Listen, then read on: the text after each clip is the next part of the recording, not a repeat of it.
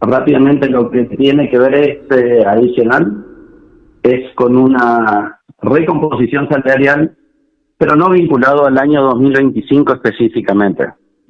Eh, Fines del año pasado, en una última reunión con los delegados gremiales, se había analizado la posibilidad de que este año se otorgue un adicional para un grupo de empleados o compañeros del municipio.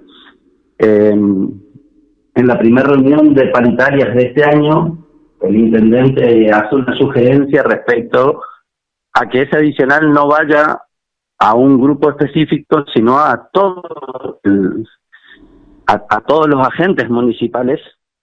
Y bueno, obviamente que esto cayó de muy buena manera en los delegados, lo han transmitido en la asamblea, y a partir de ahí empezó un proceso de análisis para otorgar un adicional que tiene que ver con una recomposición salarial, no vinculado a este año ni al año pasado, porque lo hemos manifestado en varias oportunidades, respecto a que la recomposición salarial del año pasado estuvo por arriba de inflación, pero sí reconocemos que el salario del empleado municipal, como la de muchos otros empleados, lamentablemente por ahí todavía se encuentra por debajo de los valores de la canasta básica, y esto tiene que ver con que en muchos otros años atrás no han podido tener un aumento equivalente a la pérdida del poder adquisitivo.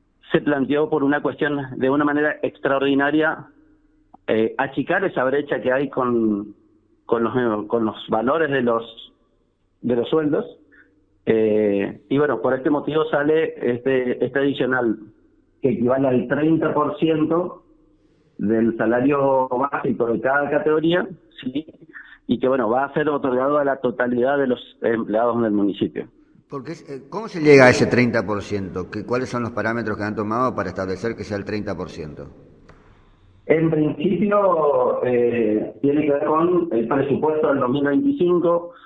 Nosotros habíamos manifestado en el Consejo Deliberante el año pasado la necesidad de reforzar la partida de bienes de capital, y esto implica de tener aproximadamente un 68% destinados a capital, a corriente, tratar de bajar esa brecha y tratar de cada año se agregue más un porcentaje para las distintas obras y para distintas inversiones en bienes de capital, en maquinarias, en todo lo que sea con vehículos de parque vial, y eso implica que más o menos, para que la gente lo entienda, el 40% como mínimo se destina a bienes de capital. Dentro de ese parámetro, haciendo los guarismos y haciendo el análisis de decir, bueno, cuánto se podría hacer en esa recomposición salarial o cuánto destinar a esa recomposición salarial, hemos hecho un análisis de seguir achicando los gastos que quizás no son indispensables. Nosotros siempre con esta política de austeridad, de transparencia en cuanto a que todas las compras se hagan con las licitaciones correspondientes, hemos hecho un achicamiento muy importante en los gastos, y bueno, eso nos permite por ahí redireccionar los gastos que venían haciéndose en un concepto,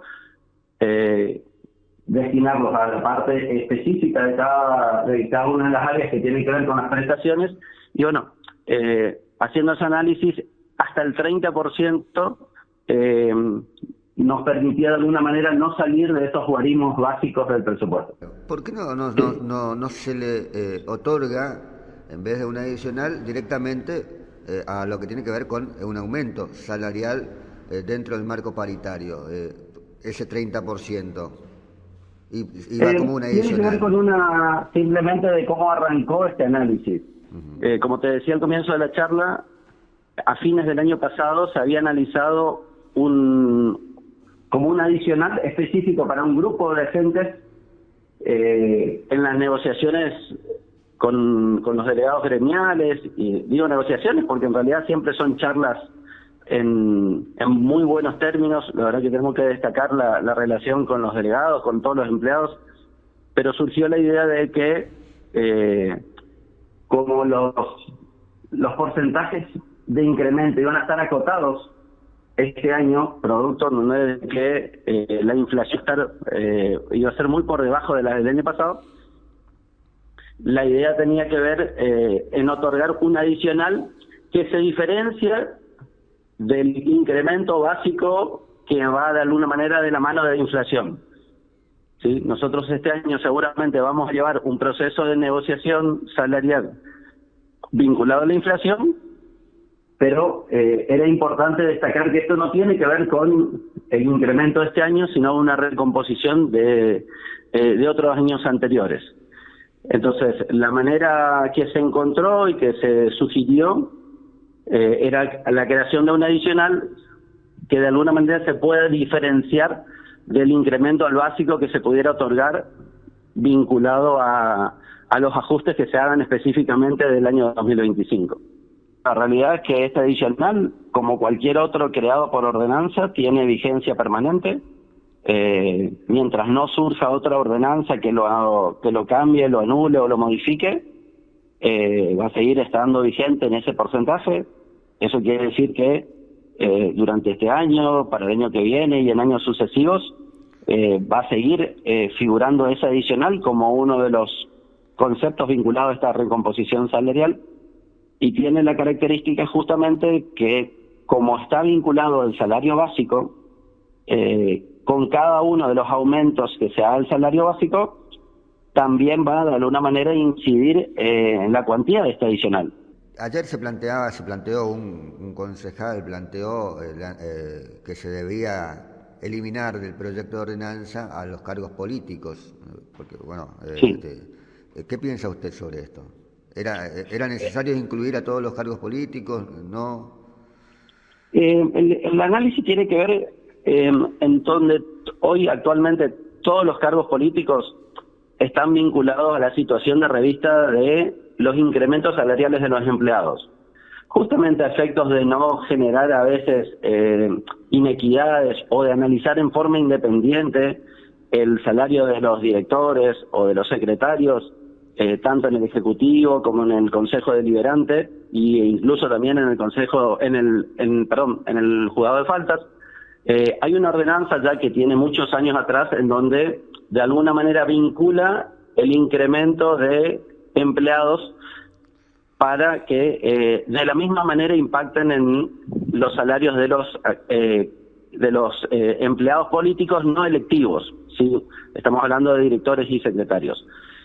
Esto ya tiene muchos años, entonces, siguiendo la misma línea, que esto no fue decisión ni del Consejo Deliberante ni de este Ejecutivo, la misma lógica se analizó para este adicional. Es decir, si hay un incremento para los empleados, también va a todos aquellos cargos de alguna manera políticos no electivos dentro de la nómina salarial de cada uno de los estamentos.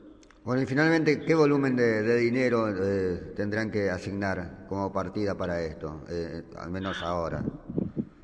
En principio estamos hablando de una partida de seguramente unos 50, 60 millones de pesos mensuales.